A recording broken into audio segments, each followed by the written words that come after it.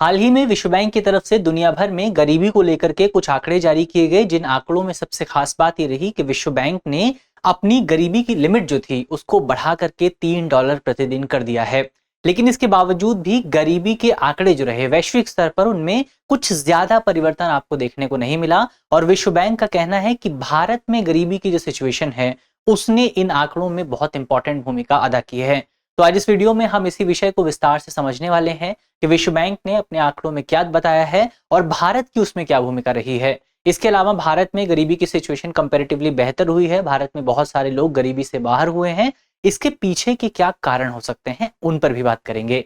मेरा नाम है अक्षय और आपका स्वागत है दृश्य आईएएस चैनल की इस नई वीडियो में।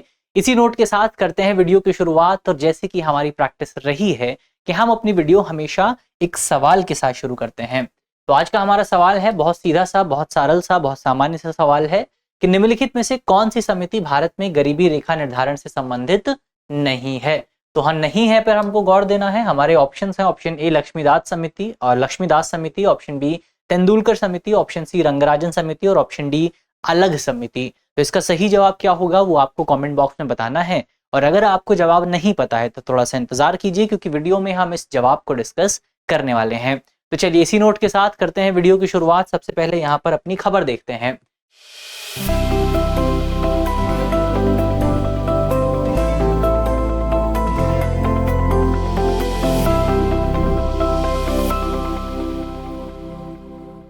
तो खबर हमारी यही है कि विश्व बैंक ने अंतर्राष्ट्रीय गरीबी रेखा जो है उसको $2.1 पर डे से बढ़ा करके $3 पर डे जो है कर दिया है, जो कि 2021 का जो परचेजिंग पावर पैरिटी इंडेक्स है उस पर आधारित है। इस बदलाव से वैश्विक स्तर पर अत्यंत गरीबी में 125 मिलियन यानी कि तकरीबन 12 करोड़ लोगों की वृद्धि जो है वो आपको देखने को मिली है। लेकिन भारत इस पूरे मानक में एक सकारात्मक अपवाद यानी कि पॉजिटिव एक्सेप्शन के तौर पर आपको देखने को मिला है। तो ये हमने खबर यहाँ पर देखी कि खबर क्या है। बेसिक आपकी खबर यही है कि जो आपका वर्ल्ड बैंक है उसने अपनी गरीबी रेखा को थोड़ा सा बढ़ा दिया है। तो ये चीज हमने यहाँ पर खबर में डिस्कस कर ली है। अब यहाँ पर रिपोर्ट के इंपॉर्टेंट पॉइंट्स क्या हमारे सामने निकल करके आते हैं उनकी अगर आप बात करें। सबसे पहले रिपोर्ट में भारत को लेकर के बताया गया है कि भारत ने 2011-12 से लेकर के 2022-23 के बीच में तकरीबन 171 मिलियन यानी कि लगभग 17 करोड़ लोगों को अत्यंत गरीबी से बाहर निकाला है। विश्व स्तर पर अगर नई रेखा को लागू किया जाए तो अत्यंत गरीबी लगभग आपका 226 मिलियन लोगों तक बढ़नी थी, लेकिन भारत की वजह से ये वृद्धि केवल और केवल 125 मिलियन तक जो है सीमित रही, क्योंकि भारत ने बहुत अच्छा काम किया है, क्योंकि भारत में गरीब लोगों की संख्या कम हुई है। इसी का प्रभाव आपको वैश्विक स्तर पर देखने को मिला है और वैश्विक स्तर पर गरीबी रेखा की बढ़ने की वजह से भी, बढ़ने के परिणाम स्वरूप भी आपको गरीबों की संख्या में बहुत ज्यादा बढ़ोतरी देखने को नहीं मिली है। तो ये बात आपका ये रिपोर्ट जो है बताती है।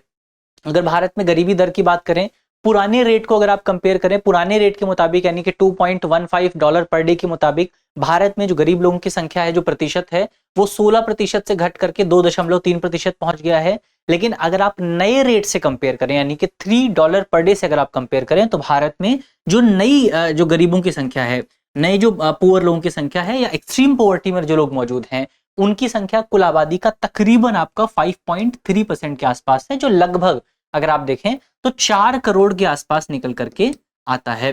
तो ये ओवरऑल जो आंकड़े यहाँ पर इस रिपोर्ट में बताए गए हैं उन आंकड़ों पर हमने डिस्कशन किया। अब भारत विशिष्ट कुछ और आंकड़े देखते हैं, भारत से जुड़े कुछ और स्पेसिफिक आंकड़े अगर आप देखें तो ग्रामीण गरीबी जो है भारत में वो 2.8% रही, और शहरी गरीबी जो है पुरानी दर पर, ये हम बात कर रहे हैं पुरानी दर पर शहरी गरीबी 1.1% है।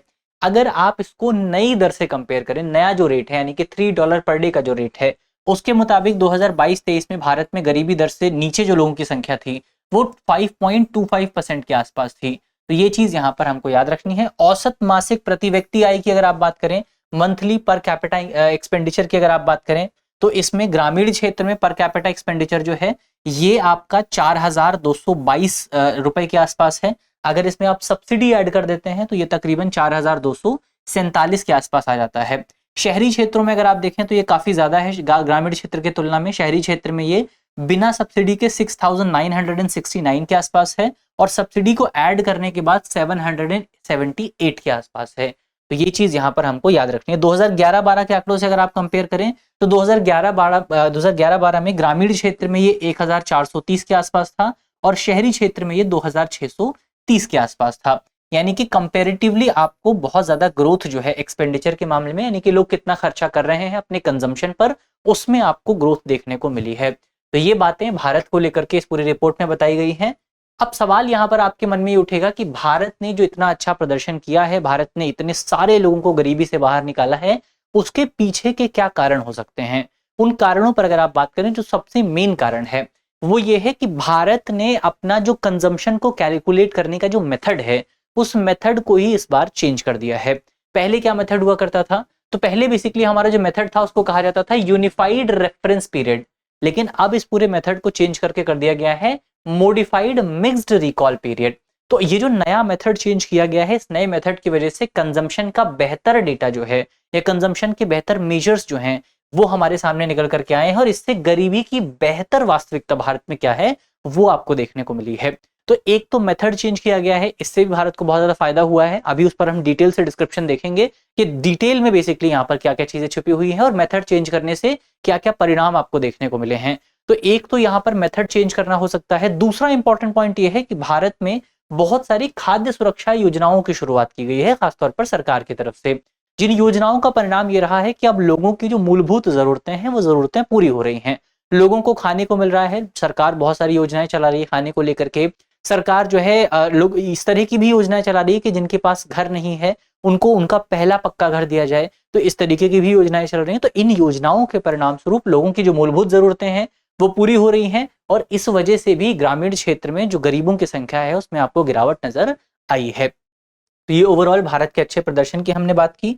अब यहाँ पर हमने बात की थी कि भारत के अच्छे प्रदर्शन में बेसिकली आपका जो मेथड चेंज है उसने काफी इंपॉर्टेंट भूमिका अदा की है।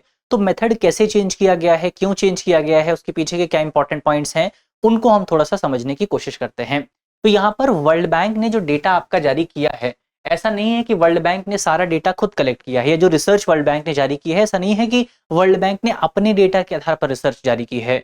वर्ल्ड बैंक ने दरअसल भारत का ही डेटा इस्तेमाल किया है। और कौन सा डेटा इस्तेमाल किया है?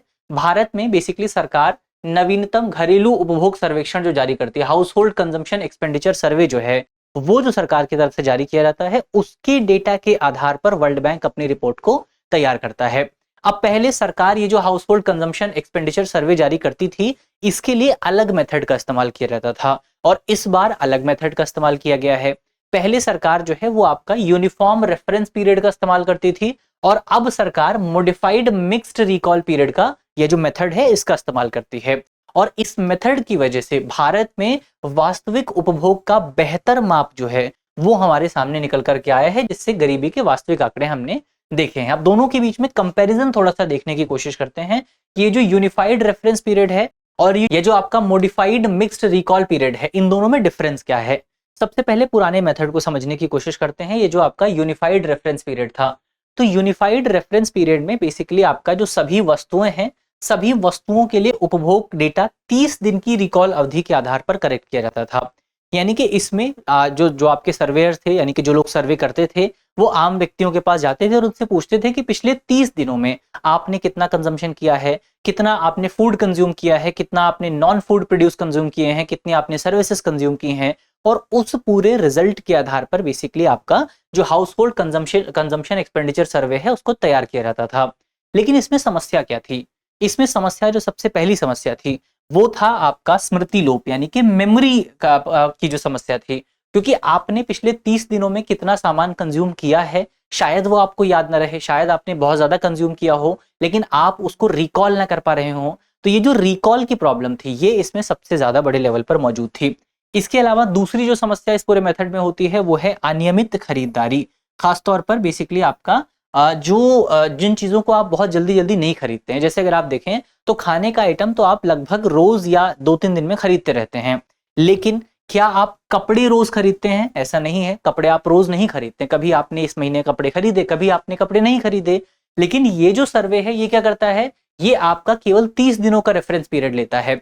अब हो सकता है कि जिन 30 दिनों का डेटा एकत्र किया जा रहा है उस 30 दिनों में बहुत सारे लोगों ने कपड़े ना खरीदे हों या बहुत सारे लोगों ने कपड़े खरीदे हों, तो ये भी एक बड़ी समस्या आती है। कपड़े आप रोज नहीं खरीदते हैं, जो आपका टिकाऊ सामान है, जो आपका ड्यूरेबल गुड्स हैं, जैसे अगर आपने सोफा खरीदा है तो हर हर हफ्ते या हर महीने तो आप सोफा नहीं खरीदते हैं, आप किसी एक महीने तक सोफा खरीदते हैं और फिर कई सालों तक वो चलता रहता है। आप फ्रिज हर महीने नहीं खरीदते हैं, आप टीवी हर महीने नहीं खरीदते हैं, तो ये क्या है, ड्यूरेबल गुड्स हैं जो आप हर महीने नहीं खरीदते हैं। तो ये इसीलिए इस मेथड की कुछ लिमिटेशंस हैं। जैसे हेल्थ सर्विसेज हैं, आप हेल्थ पर जो खर्च करते हैं वो आप हर महीने नहीं करते हैं, किसी महीने आप बीमार पड़ते हैं, किसी आप महीने महीने आप बीमार नहीं पड़ते हैं।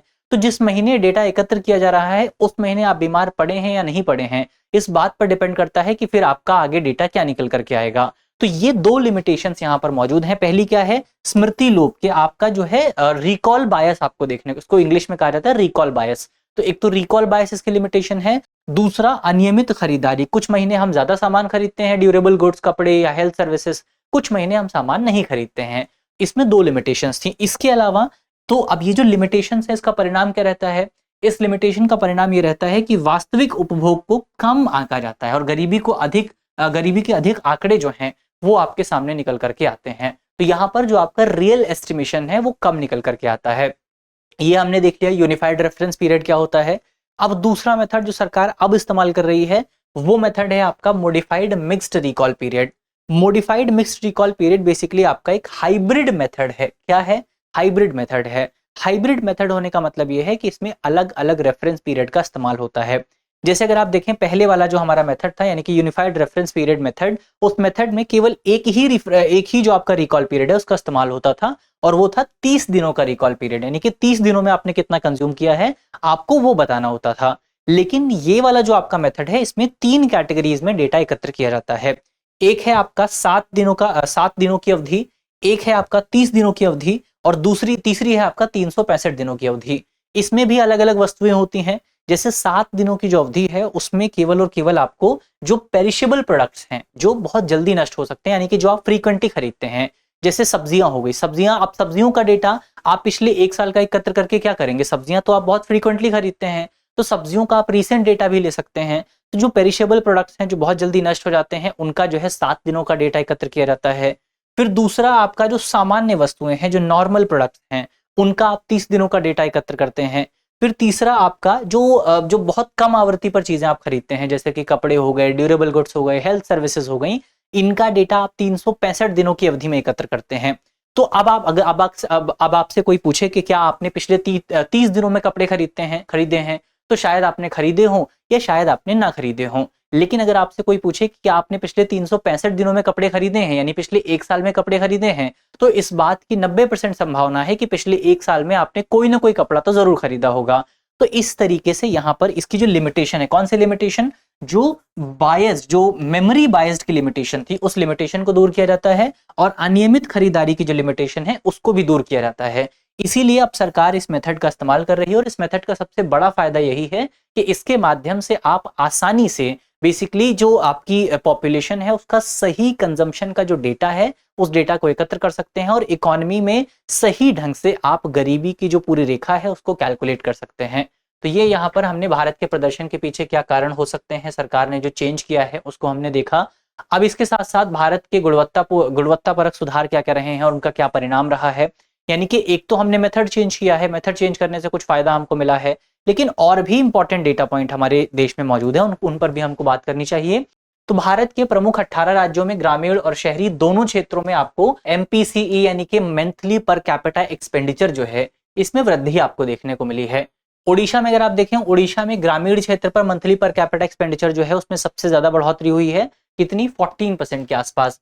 पंजाब में अगर आप देखें तो शहरी क्षेत्रों में मंथली पर कैपिटा एक्सपेंडिचर में सबसे ज्यादा ग्रोथ हुई है, 13% के आसपास।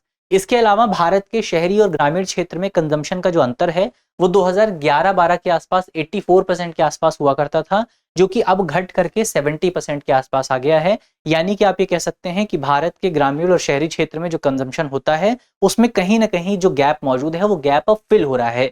लेकिन अभी भी यहाँ पर हमें बहुत खुश होने की जरूरत नहीं है, क्योंकि अभी भी ये 70% का गैप मौजूद है जिसको आगे चल करके और तेजी से हमें फिल करना है।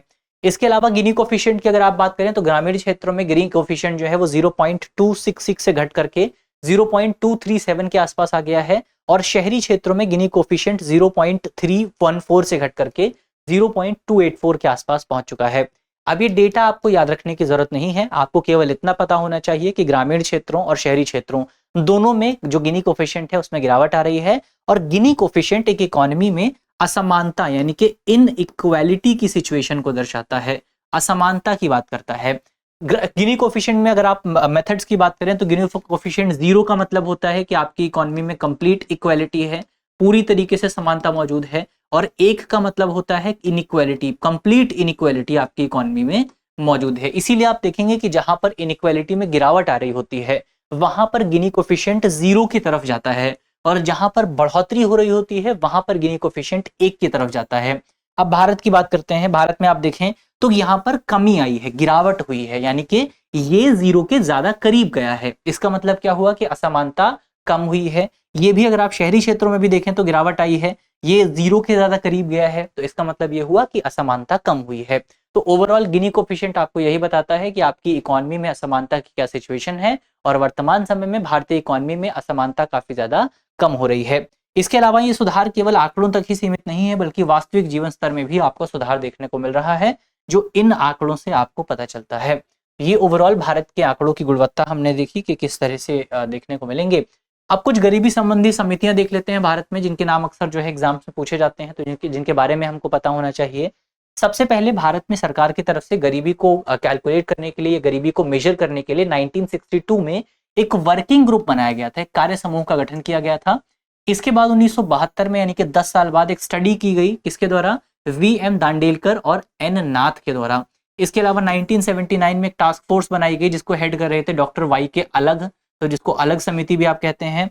इसके अलावा 1993 में लकड़वाला समिति एक्सपर्ट ग्रुप बनाया गया था, 2009 में तेंदुलकर एक्सपर्ट ग्रुप बनाया गया था, और 2014 में रंगराजन कमेटी बनाई गई थी। तो ये नाम जो है कुछ आपको पता होने चाहिए कि भारत में सरकार की तरफ से गरीबी को मापने के लिए या गरीबी को कैलकुलेट करने के लिए कौन कौन सी कमेटियां बनाई गई हैं। चलिए अब अंत में एक जो आगे की राह है थोड़ा सा उस पर डिस्कशन कर लेते हैं कि आगे क्या क्या चीजें आपको देखने को मिल सकती हैं, और निष्कर्ष इसका क्या हो सकता है इन पूरे आंकड़ों का। तो निष्कर्ष अगर आप देखें तो आपको साफ तौर पर देखने को मिलेगा कि शहरी युवाओं में बेरोजगारी और वेतन असमानता अभी भी चुनौती के तौर पर हमारे सामने मौजूद है। बेरोजगारी की दर अभी भी भारत में कंपैरेटिवली आपको ज्यादा देखने को मिलेगी, खासतौर पर जब आप एब्सोल्यूट नंबर के मामले में बात करते हैं, तो हमें बेरोजगारी की दर को और ज्यादा कम करने की जरूरत है। वेतन असमानता भी आपको देखने को मिलेगी, इसमें भी खासतौर पर जेंडर बेस्ड जो इनइक्वालिटी है वो आपको खास तौर पर देखने को मिलेगी, यानी कि पुरुषों को किस सेम काम के लिए ज्यादा पैसे मिलते हैं, महिलाओं को सेम काम के लिए कम पैसे मिलते हैं। तो ये जो gender equality, gender based income inequality जो है, इसको दूर करने की जरूरत है। इसके अलावा भारत की कहानी दर्शाती है कि तकनीकी परिशुद्धता, नीतिगत सुधार और ईमानदार डेटा संग्रह के माध्यम से गरीबी को प्रभावी ढंग से कम किया जा सकता है। इस आधार पर आप कह सकते हैं कि भविष्य में सरकार को साक्ष्य आधारित निर्णय लेने चाहिए, कल्याणकारी योजनाओं का निर्माण करना चाहिए और आर्थिक असमानता को कम करने की कोशिश करनी चाहिए, ताकि भारत में जो लोग अभी भी गरीबी रेखा के नीचे मौजूद हैं उनके जीवन को बेहतर किया जा सके और उनके जीवन को भी सुधारा जा सके। तो ये कंपैरेटिवली यहाँ पर हमने आगे की राह में जो इंपॉर्टेंट पॉइंट हो सकते थे उन पॉइंट्स पर चर्चा की। अब अंत में आपके लिए एक करंट अफेयर का सवाल जो हमारा मौजूद था, उस सवाल का जवाब अब तो आप समझ ही गए होंगे कि सवाल का जवाब क्या है। तो जवाब जल्दी से आप कमेंट बॉक्स में बताएंगे कि इनमें से कौन सी आपकी जो कमेटी है वो गरीबी रेखा से जुड़ी हुई नहीं है। तो इसी नोट के साथ यहाँ पर हम करते हैं अपनी वीडियो को समाप्त। मुझे उम्मीद है कि इस वीडियो में हमने जितने भी इंपॉर्टेंट टॉपिक डिस्कस किए हैं वो टॉपिक आपको समझ में आए होंगे। अगर आपको वीडियो अच्छी लगी है तो वीडियो को लाइक कीजिएगा, शेयर कीजिएगा अपने दोस्तों के साथ, अपने साथियों के साथ। मिलते हैं आपसे अगले वीडियो में, तब तक के लिए अपना ख्याल रखिए, ध्यान रखिए, पढ़ते रहिए। धन्यवाद। डियर व्यूअर्स, अपने एग्जाम की तैयारी को और बेहतर करने के लिए हमारे चैनल को लाइक, शेयर और सब्सक्राइब करना न भूलें।